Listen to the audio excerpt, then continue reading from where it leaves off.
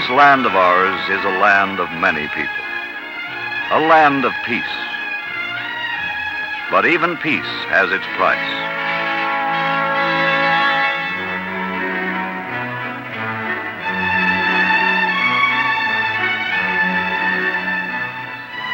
Over 250,000 of our people are working on one means of preserving that peace, working to make the price of war too high for an enemy to risk. Across our nation, these people are rapidly assembling a deterrent to war. In the event of a nuclear attack, retaliation, inevitable, immediate, devastating.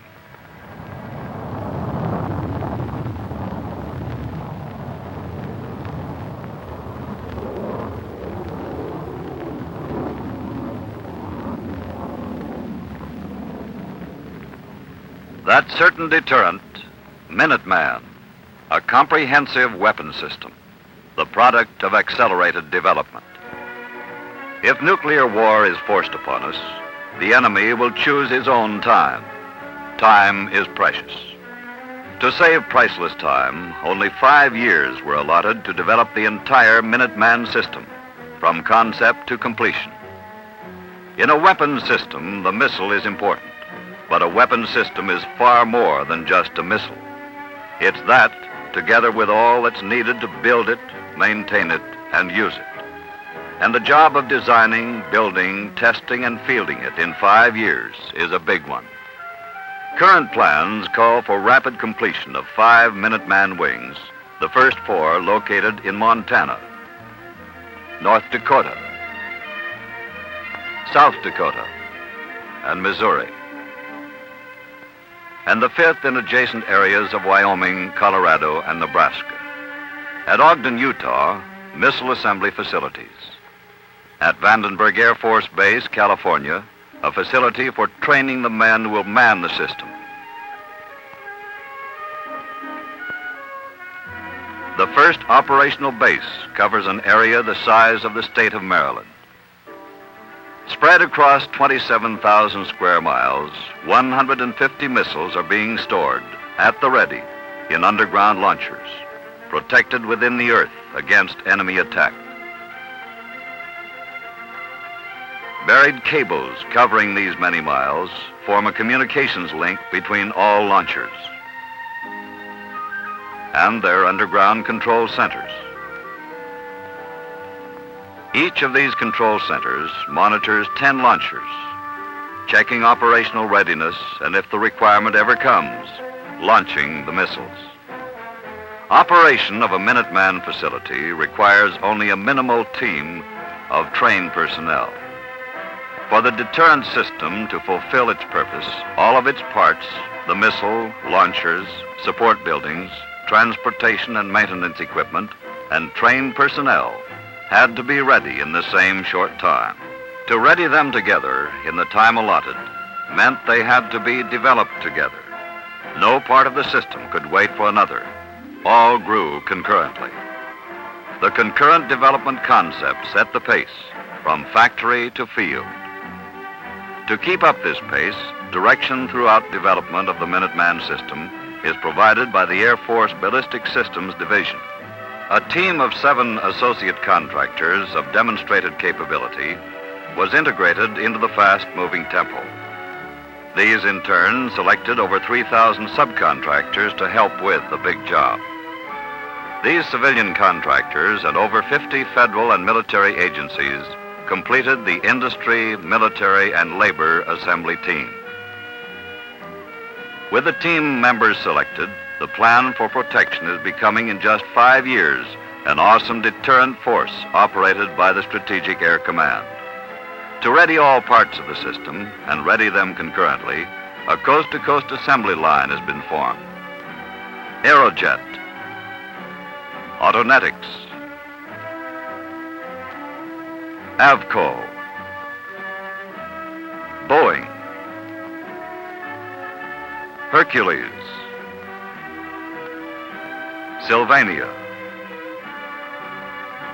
Thiokol, and other team members have extended themselves into the field, building on the spot the entire weapon system. Executives and electricians, draftsmen and directors, managers and mechanics. Each is a vital part of the nationwide assembly line, pushing the weapon system ahead from design to delivery. Under BSD's direction, planning of all phases of the missile system proceeded. In Air Force offices, in the conference rooms of industry,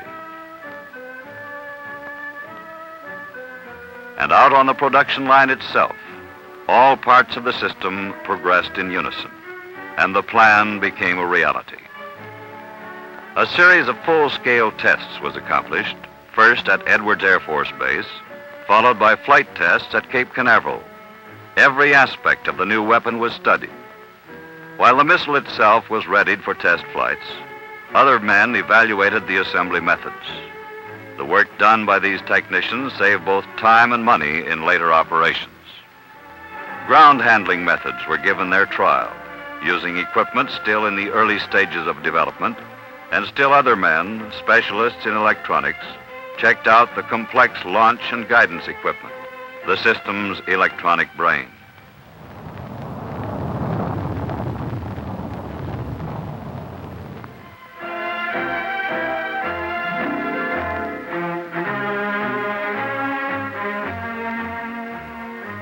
Even while flight tests were underway, the site survey team selected Hill Air Force Base in Utah as the place for assembly of the missile. To make way for the new system, 40 bunkers for storage were remodeled. Roads were created.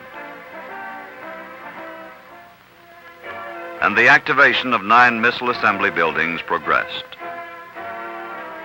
As the number of operational flights was multiplied, these buildings were readied one at a time, keeping pace with the rest of the growing system.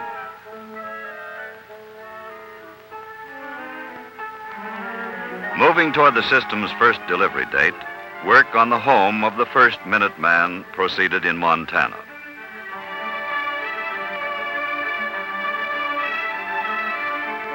The site survey team evaluated 3,600 miles of roads in the Great Falls area. 1,100 final right of entry permits were required for the base sites, and 2,500 for the 2,000 miles of underground cables. Then and only then could the ground be broken. Acting as the construction agents for the Air Force, the Army Corps of Engineers and its contractors began the brick and mortar construction work. In an open cut, the holes for the launchers were dug out to a total depth of 90 feet. Cement foundations were poured, and the growing launchers were ready for steel liners. Curved sheets of steel were welded into 80-foot tubes. Construction men then lowered the 21-ton liners into their ready excavations. The outer part of the launch tube is formed of cement. 881 cubic yards are used to complete the launcher. About the upper part of each launcher, facilities are provided to house the automatic equipment for checkout and launch of the missile. The rough construction completed, the openings were filled, and the surface work was done. Launcher lids are constructed on-site of steel-reinforced concrete, 80 tons of protection for the missile below. Concurrently, work progressed on the launch control facilities. Steel frameworks are augmented by concrete shells 4 feet thick. Access to the shelter is through a 60-foot tube, built up in the open prior to backfilling. Cables containing up to 100 pairs of wires form the electrical communication link between the 50 launch sites and 5 control centers, which make up a squadron. Laid beneath the surface and having alternate routes for signals to follow, these links provide the Strategic Air Command alert crews with constant communication. Keeping pace with the facility's construction, a site activation support area for use during buildup was established. Equipment was moved in for testing and assembly of the system's complex electronic nerve center. The necessary administrative, records, and accounting areas took shape. Here, plans were disseminated, progress was recorded, information vital to program management. Several dispatch areas in the field near the remote sites provide availability of equipment to assemblers on the spot. The first equipment assembled into the launch sites is for heating and cooling. The missile, with its solid propellant engines and its sensitive electronic system, must be kept within a prescribed temperature range 12 months of the year. Within the launchers, the underground cable connections are completed, and other assembly crews began their work. Inside the launch tube, fixtures for suspension, alignment, and support of the missile were put in place. In the equipment room, the guidance and control umbilical cable and the emergency power equipment were added to the system. Electronic equipment, programmers, communications, data processing, and missile alignment equipment are housed here. Security equipment to generate an alarm signal should there be any intrusion into the launcher area was also installed. Along with the missile sites themselves, assembly and checkout teams equip the strategic missile support base. Electrical, mechanical, and communications maintenance, equipment storage, and repair are centralized in this area. Facilities were activated for aircraft or rail unloading of missiles.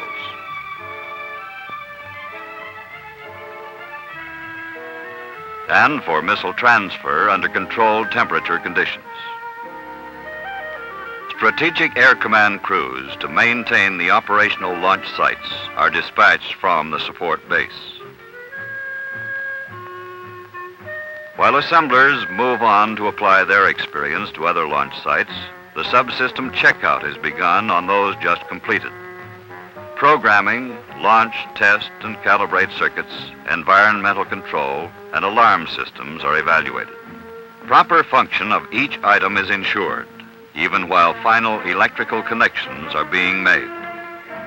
As each new launch site is completed, it too is tested until a flight of 10 is integrated into a working unit. With launcher and control center connected together, integration testing to ensure proper functioning of the entire system is conducted. Assembly line technicians feed various predetermined test signals into the system. All command and monitoring functions are thoroughly tested until proper performance of the integrated system is proven. When these operations are completed at the launch site, the launcher is ready to receive its missile. From its Utah assembly line, the missile, ready for emplacement in its launcher, is transported to the remote bases by the Air Materiel Command. For this purpose, a special shipping and storage container is used, providing temperature and humidity control throughout transit. The ability to be transported by air ensures rapid on-site availability of the missile. Upon delivery to the support base, the missile is transferred to a special vehicle, the Transporter Erector. The Transporter Erector, like the shipping container, is designed to provide proper transport environment for the missile. 5 contractors helped evolve this 20-ton vehicle, 65 feet long, 13.5 feet high. As a part of the operational system, the Transporter Erector provides a time-saving means of emplacing the missile without the use of other special equipment. Alignment of the missile, test and calibration of its guidance system and its security system integrate it into the launch environment. The weapon system is then ready to be manned by the operational crews.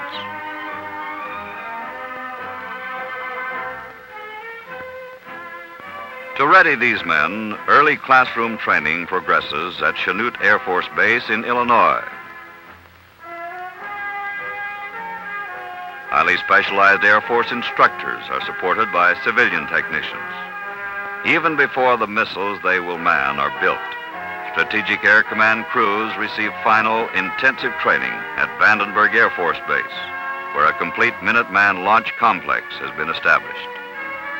Strategic Air Command missile men are experienced operators of the weapon system on its delivery day.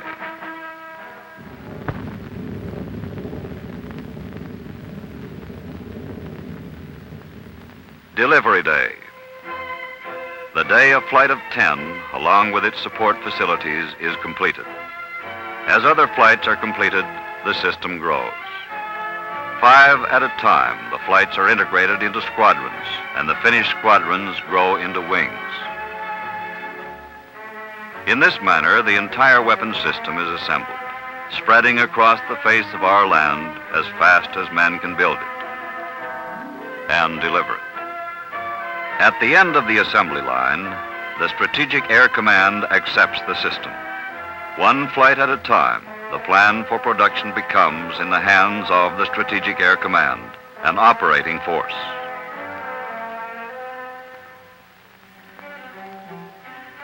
Minimal manpower requirements are the key to the economy of the operating system.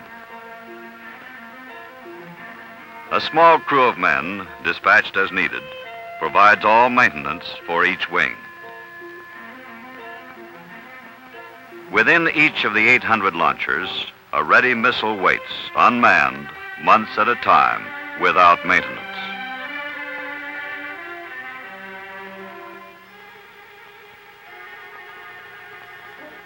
Inside the launch control centers, shielded beneath 80 feet of earth and barricaded behind an 8-ton steel door 4 feet thick, 2 men, rotated every 24 hours, keep a round-the-clock vigil. Within this steel and concrete shell, these men monitor the entire weapon system, maintaining the promise of instant reaction to any aggressor. Operated at a price we can afford to pay, Minuteman, if needed, can retaliate in less than a minute. From design to delivery, the nationwide job of assembly and checkout in the field is finished. A deterrent to aggression, ever at the ready, the Minuteman system has grown into reality.